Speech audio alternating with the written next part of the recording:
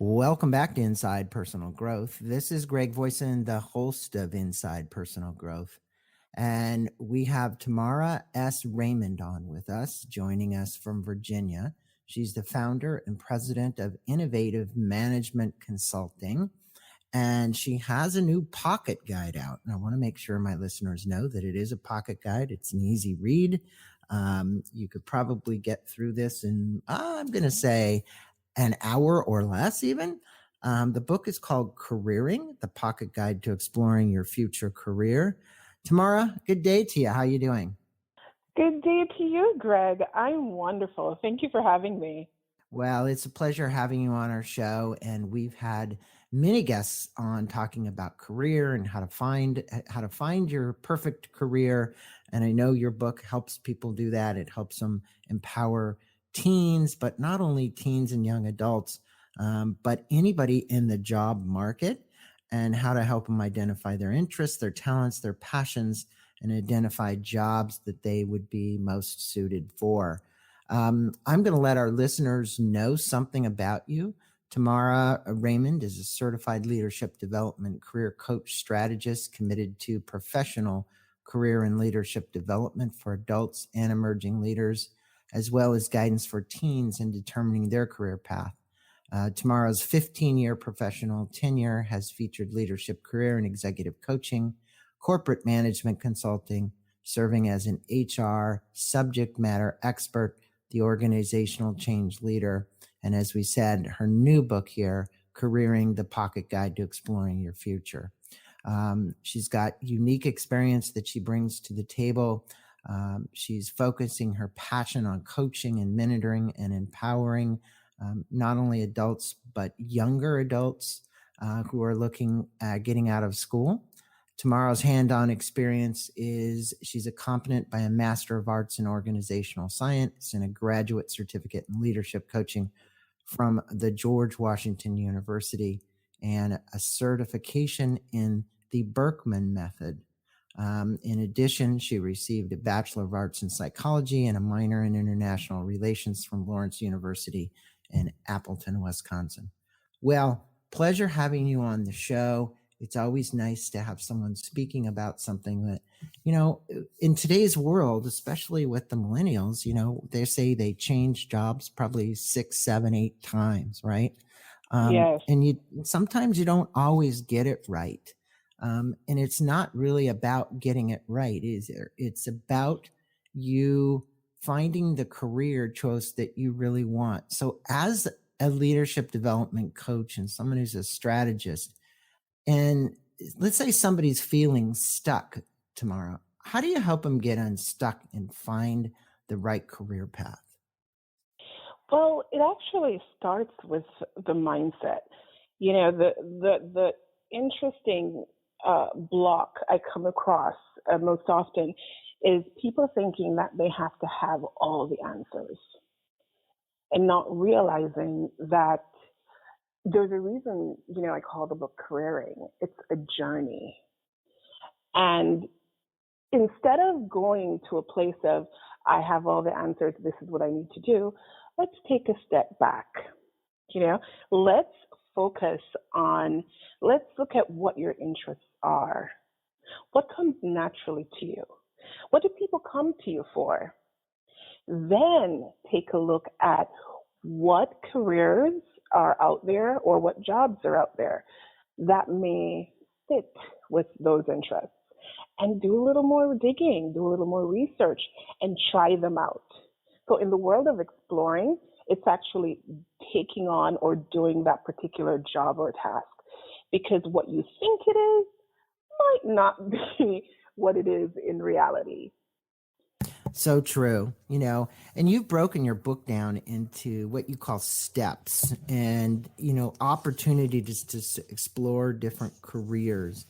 How do you help people like in the younger adult arena who want to look at ways that they could find various careers? You give some examples like volunteering American Red Cross or doing something nonprofit.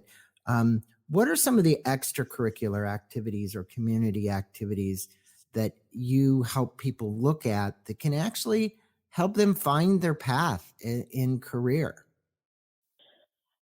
Sure. So, as a young person, you're in high school, for example, and there are different clubs and organizations that actually provide you with the opportunity to explore. So if you think, okay, I'm interested in politics or government in some capacity, then take a look at student government. If, for example, you enjoy um, journalism, that's the path you want to take, then look for opportunities where you currently are. And that's the same for adults or teens. So look for opportunities where you currently are that could give you exposure to that particular topic or career. So in journalism, it could be, the media club, the video club, the yearbook, the high school newspaper, or if you're in college, the college newspaper. Opportunities that are closer to home that may be readily available to you are my first step of defense, so to speak. The place I recommend you starting are the places that are closer to home, which Mm-hmm. ironically is sometimes the last place we look. Yeah. Well, that's interesting because you mentioned that in your next chapter, I should say your next step, which is key resources to help you explore different career options. And I'm not certain that, you know, many of us, when we go out to look for a career, we're not looking to actually, talk to the parents or siblings or extended family members. We're thinking, oh, well, we got to get advice from an outside source, right? Like we've got to do that. So, what are some of the things that these resources that one can rely on, that one could look to for different career options? Sure, I am absolutely very guilty of some of these things, which is the reason why they're in the book. I coach other people on them, but it also helps me personally. And in the book, that's step 3, I break it out into people, places, and events. Now, for me, people could be parents, siblings, or extended family. When I was actually in the process of writing my book, I thought, okay, it's time for editing. I happened to be having a conversation with my mother. And I said to her, oh, I'm going to start editing the book. And she says to me quite casually, you may want to consider you having your aunt read the book. What I wasn't present to in the moment when I made the decision that this was what I was going to do next is that my aunt is actually chair of an English department at a renowned university. So, I think that's a place I did not look. Now, is this something I knew? Yes. Did it occur to me in the moment? No. And I have a client actually who had a project she was very passionate about, a grassroots project. And she goes to this gas station every week, very friendly with the attendant and the owners.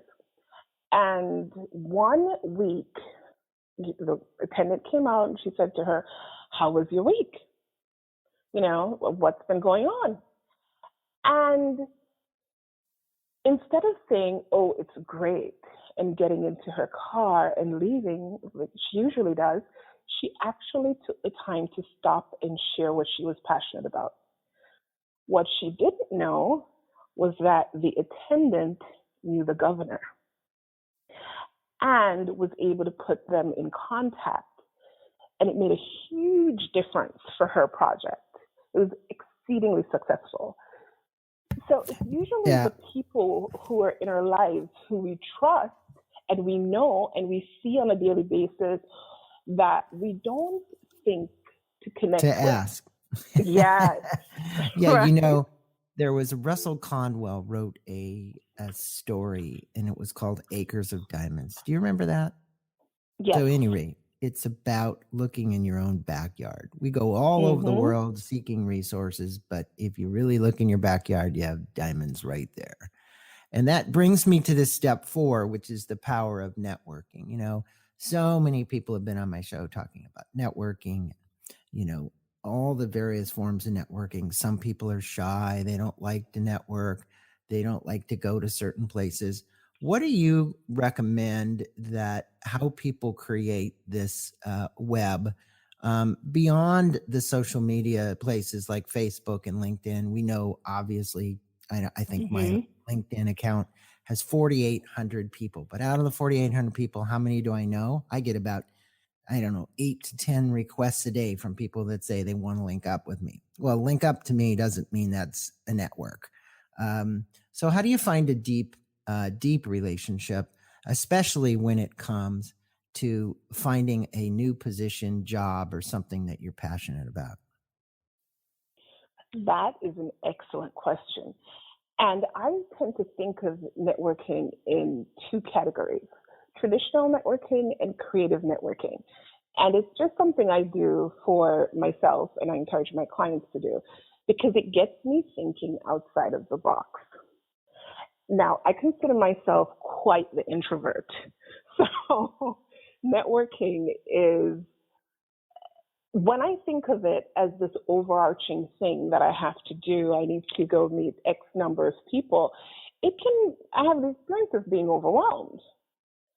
But when I take a step back and look at it as connecting one on one with people and individuals who I can contribute to or who we can make a difference together, it makes the world of difference. So, traditional networking, that's usually where you go to the LinkedIn that you were talking about or social media, and it could be an event, right? So it could be an interviewing or recruiting event, and you wear your suit and tie and you go and hand out your resume. So, yes, that is what would be considered traditional networking. And it has its place and it sometimes yields results. But where I've seen the most results is in what I call creative networking. You could be on, a soccer team with a friend, or there are a group of people who you meet with every Friday. The people who you interact with, who you don't think to ask or share what you're up to, because it could be that your relationship is siloed. And what I mean by that is, oh, you play football with them, so your conversation tends to be centered around that. And it doesn't occur to you to share with this person who you already have an established relationship with about what you're up to professionally. Yeah, You it go to really your, it comes back to the same thing that, many of these resources that we overlook are right underneath our nose, and networking is one of those things. I think what you have to do is lift your any apprehensions you might have about speaking to somebody or letting them know what you're up to, like you said, or saying, hey, I'm out of work, I'm looking for a physician, and hopefully remove the fear you have, because I know so many people are afraid to take that step and just tell somebody their personal story. What's up? Can you help me? And I find that more people want to help than anything. And that's the best part about it. Now, one of the areas that becomes a cog in the wheel is applying, and that's your step 5. And I've talked to Mhm, so many people that, okay, they go into LinkedIn, they find a job, they get into the internet, they apply, the algorithm comes back and says, mhm, hey, you're not qualified for the position, or we have a better candidate, or whatever, and they get discouraged. And it doesn't, I see this happen more with senior people, meaning people who are in the upper end of the category in their 50s and 60s who are looking to make mhm, changes, than I do in the younger arena, because I do believe there is a high degree of discrimination. But on the other hand, you find this true all across the board. What advice would you have for people that are going that route? Hey, I found the job on LinkedIn. I really like it. The job description looks good. They put in their application. They go through this whole process, and the algorithm goes, beep, sorry, you're not the one. Any advice for them getting around that? absolutely. And it is tied into networking, but it looks a little differently. you actually might know someone who knows someone within the 6 years of separation who is in that organization. So you can go to social media, you can go to LinkedIn and see who you're connected with in that arena. And you could reach out, actually reach out, send an email, or if it's, a company you're familiar with, try to get somebody on the phone and ask that person. If it's not somebody related to the recruiting process, say the recruiter or the hiring manager, request an informational interview. Have a conversation with them. Things that they wish they had known to try to get into that industry, into that particular company. Are there any helpful tips they could share? And they may be able to offer insight that you don't already know about the process itself.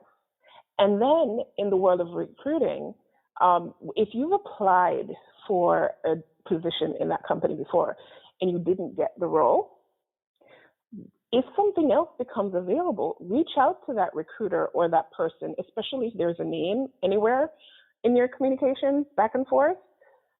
Reach out to that person and say, hey, is this a position that you're recruiting for?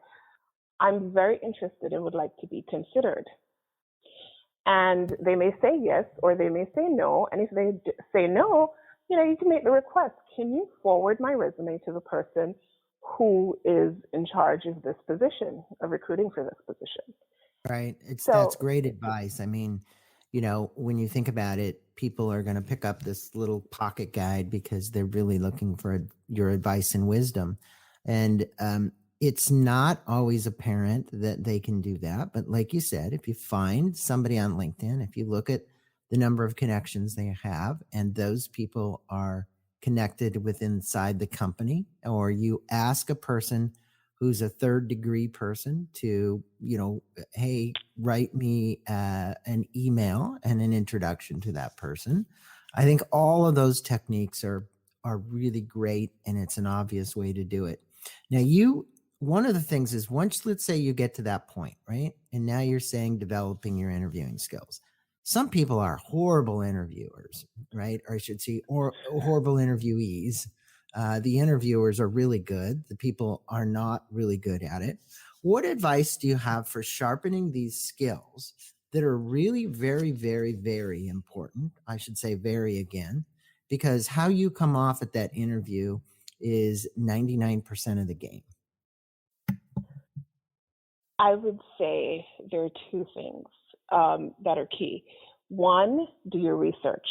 I had a conversation with a recruiter with Novartis, and they are in the mining and metals industry, aluminum. And she told me once that when she would ask people, what do you know about the company, or, can you tell me, where you found out about us, or what have you, people would actually refer to Novartis, which is a pharmaceutical company. And these are people who were interviewing for managerial or director level positions.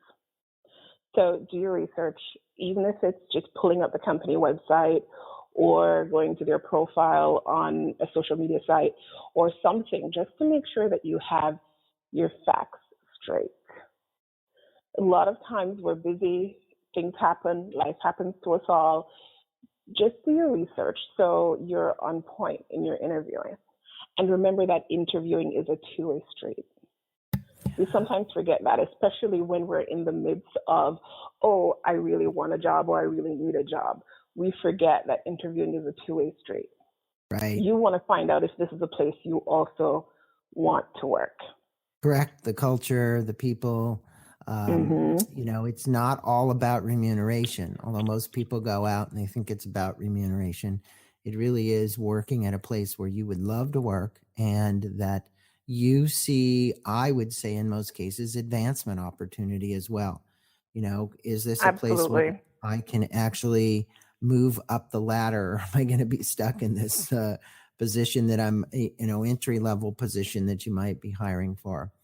Tamara, if there was one bit of advice that you'd like to leave our listeners with, and you'd like to say, hey, look, if you picked up careering this is what I'd really hope that you get out of this pocket guide. And we also have an offering that we're going to make to the listeners. But what would you tell them? What would you say to our listeners today who are out there that are in between a career, they're feeling frustrated, they've been on LinkedIn, they've applied for jobs, and I would say, let's say that their ambitions have been thwarted, right? So they stop looking. Actually, what advice do you have for somebody like that? I would say take a step back. Remember, it's a journey. And you can actually explore it from a place of fun and adventure. So you've done the tried and true. It didn't work the way you wanted it to. You're frustrated. Well, now you can really play.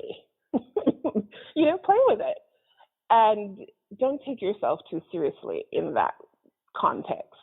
So, you can then go ahead and pick up the phone, call the company. Hey, I've applied to 5 jobs. I love the company. I really want to work there. Who should I talk to? Now you've been able to let go of a bit of the fear because you've done what you thought you were supposed to do and it didn't yield the results you wanted. You're not alone. This is not unique to you. And now you have the permission to play and have fun and maybe try something that you never thought you would either enjoy or do. That's good advice. Now we have a free download that people can get by contacting you.